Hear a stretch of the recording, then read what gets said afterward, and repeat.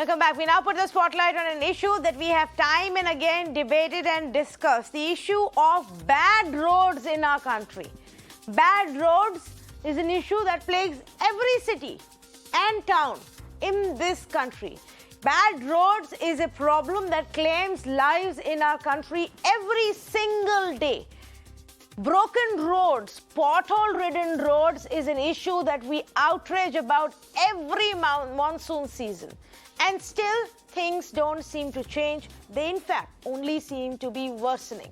Some serious observations now being made by the Kerala High Court in the case related to bad roads and potholes. The High Court held the officers accountable and said that they will be assigned responsibilities by the court to fix the roads.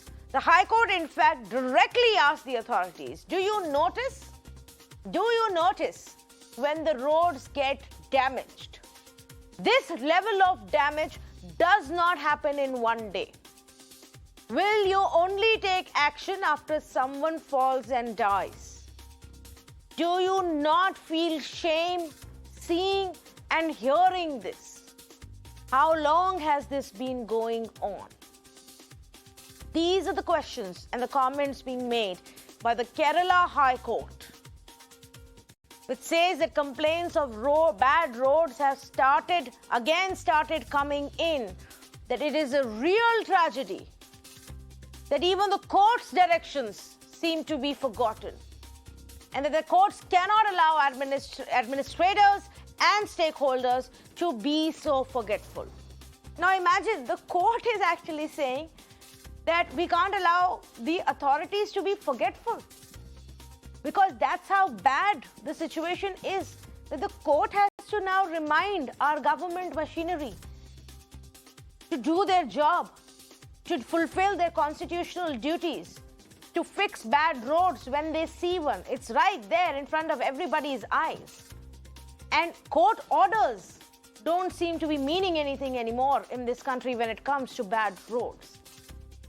Every time there is a conversation about infrastructure and the government makes tall claims about so many hundreds of kilometers of roads are being made, the question we need to ask is, who goes back and checks the status of those roads and how many are broken, filled with potholes? It's not just a story of Kerala, even though the Kerala High Court has spoken about it now. It's the story of every big metro city in our country today. Joining me in this conversation, Sreejith Panickar, political analyst, and Kevin Matthew, also political analyst right now. Let me go across to Kevin first. Kevin, just how drastic does the situation have to be for the courts to actually ask this question? Do we need to give you reminders now? What is the plight of condition of the roads in Kerala? See, the condition, being on ground, I can say that there are certain good roads and there are certain bad roads. So it's, but there's definitely a systemic problem here. That is something I'll have to concede. And that is not just about Kerala. The whole country has a systemic problem with infrastructure, because we have a nexus, businessmen, bureaucratic nexus happening in this country. And there are a lot of other factors too. There's a climate. But it is a very good thing that the courts have taken cognizance. So that's the best part of a democracy in action, wherein we have checks and balances everywhere. And that's a good thing that I see out of it today. No, but what is going to come out of it if repeated reminders from the courts don't really seem to impact the government or the authorities? Sreejith, what should happen? Should the courts start punishing the officials now? Tanvi, that's probably the only resort for the public. I mean, you are speaking the views of the public with that statement. The weather of Kerala is very predictable. We know the seasons. We know when the monsoon is going to hit. We know when the rains come. And the government, the engineers and the contractors, everybody knows very well that the roads will be affected by these rains. And the lessons that we have learned since the big floods of 2018 are before us. And this is not the first time, mind you. The court had, in fact, given instructions to the authorities back in 2018 as well regarding the road repair and reconditioning of the roads. But what the contractors, the government, the engineers are doing is that they are just merely daubing more tar on the road every 6 months. So naturally, such treatment on the skin wouldn't last for long, and it will not stand the test of the following rainy season. But the court today used very strong words, which all of us have been using: exasperation, tragedy. So these are the terms that the court has referred to the conditions of the roads here. Justice Devan Ramachandran even asked the engineers to resign and find some other jobs because there are other people who are waiting who are good enough to do that. I mean, these are things that we, speak out every day with our friends, families, whenever we are driving on the road, whenever we are out there on the streets. So this is, more than the Kerala High Court justice. He was speaking his mind out, is what I'm saying. He probably is, giving the right picture of a lay person who actually, goes out there and sees the conditions of the roads. But the problem here is again lack of accountability. There is a lack of proper planning and there is lack of proper coordination.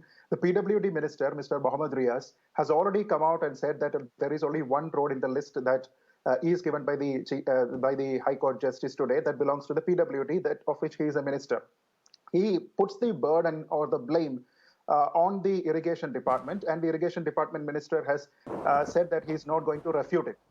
The problem here is that whenever a road is repaired, the irrigation department will soon start digging it, and they will have some pipes laid there. And then soon after they close it, there will be some other department digging the roads again and laying some cables. So this happens everywhere, not just in Kerala. But the problem here is, who has this ownership of maintaining these roads? One person can say that it does not belong to PWD. Another person can say that it does not belong to the irrigation department. If there is a handshake between all these departments, then they could actually carry out the maintenance work really well. Yeah. Now, the problem here is that because there is a maintenance activity that is recurring every 6 months or 3 months, there is a lot of money involved in this. Yeah. There is a lot of bills that are being passed. The other day, I saw a viral video of a regional Malayalam channel showcasing a construction work which was going on in full swing amid huge rain. There was huge downpour, but the tarring was actually on. And this person was questioning the authorities, and they said, we were just asked to do this. Wow. So various departments will blame each other, and whenever a road is repaired, nobody will take an ownership of it. So that's what I said. The ownership, and there is a problem of handshaking between different departments, and all these things are a problem. And this is not the first time the court has intervened. And I really hope, as a normal citizen, that this would be the last. Although my mind says that it wouldn't be the last. No, so, Sreejith, you have actually answered what was going to be my next question, which is about shrugging responsibility in this blame game that starts, oh, this doesn't come under me, it comes under PWD, it comes under National Highway Authority, it comes under any other local, body that may be involved. It's a classic problem that is across cities, across the country. And if it's not that, then they'll say, but we didn't dig up the road. We made the road, we constructed the road, the PWD did that, and then some other department came which wanted to lay some pipes or some cables, and they broke the road and damaged the road and went away and never fixed it. And then that becomes the other blame game which takes place.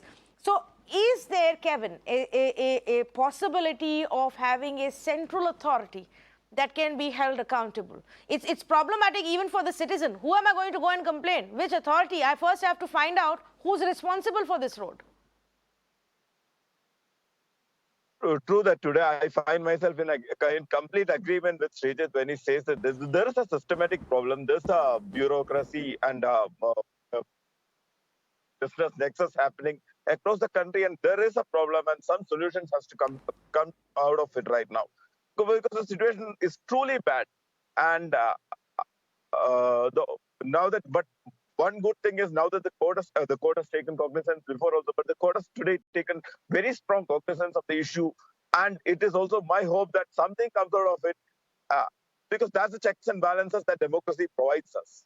So it is my hope and prayer that something which is beneficial and which is good for the country, good for the people comes out of it, because it is absolutely necessary. Because now, if the state and if the bodies don't take cognizance of this, now it was the cost. Now it is going to be the people. So it pains me very hard, very much to say this, but if this nexus doesn't learn by this incident, then next time it will be the people taking cognizance. And Okay, that'll be so a we've difficult, highlighted day for them. we've highlighted now two issues that are core to this, and often I do these conversations in the hope that not just people but the authorities and even the courts and the institutions, recognize what is it that we're dealing with. Sreejith, the other big issue that often crops up is corruption. In the neighboring state of Kerala, for example, in Karnataka, the contractors currently are under investigation. A series of raids have happened. Money has, come out from the water pipes, and that's how it was being hidden by these contractors. And it's a massive issue right now. How big is corruption as a problem, even in Kerala, when it comes to such infrastructure projects? Oh, it's huge. PWD or the road development is one ministry which actually has no dearth of funds. There is state fund, there is the national fund, there is this KIFBI fund which is out of budget proposal, and there is also this local self-government bodies. They also have their own fund. So fund is not a problem here at all for road development, and therefore naturally there could be a lot of corruption as well. Today, interestingly, the court made an observation that the administrators cannot be forgetful of their constitutional and statutory duties, which again, is a signboard towards this problem of corruption. Now, this is not the only problem. I mean, there are a lot of problems. For example, take the case of Kochi.